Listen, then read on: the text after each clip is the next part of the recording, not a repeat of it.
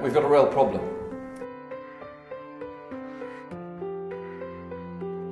It's the waste we generate, it's the resources we use, the deforestation and so forth. Winter floods, endangered ecosystems, ground instability, amongst others. Runaway growth and consumption in the past 50 years is putting strains on the environment never seen before. UK, we require 6.8 hectares per person. We actually have 0.4 hectares per person in Britain.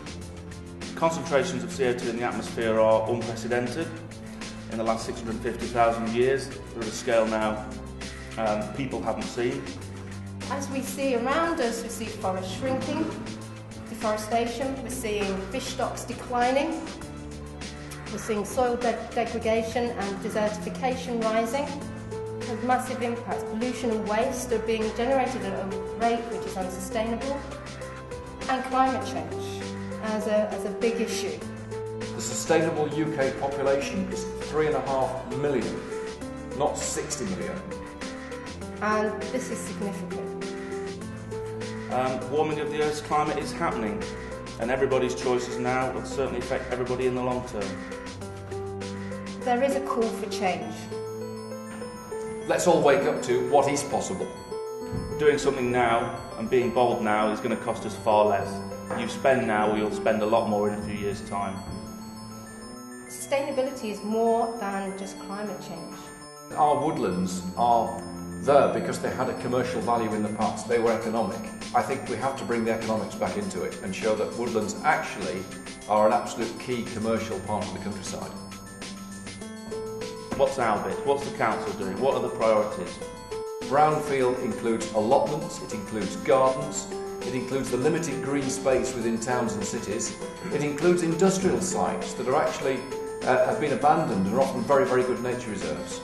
Greenfield includes a field of feed wheat, which has nothing growing in it apart from feed wheat and nothing living on it. Environmentally, not much of a contribution.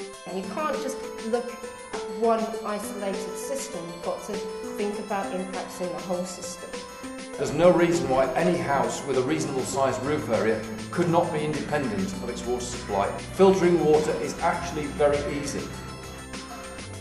Nottingham has a target of cutting its CO2 emissions across the city by 12.6% by 2011. That is not going to be easy.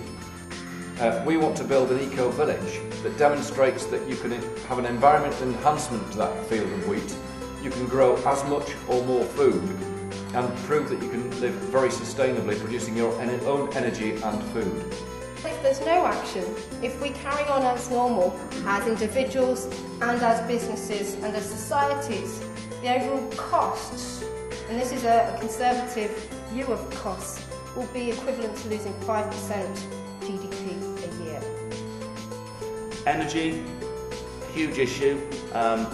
We have to be looking much more at a local decentralised energy infrastructure, building on the current district heating system, but also looking at district heating where around the fringes of the city. We don't try to maximise our profit, we make enough.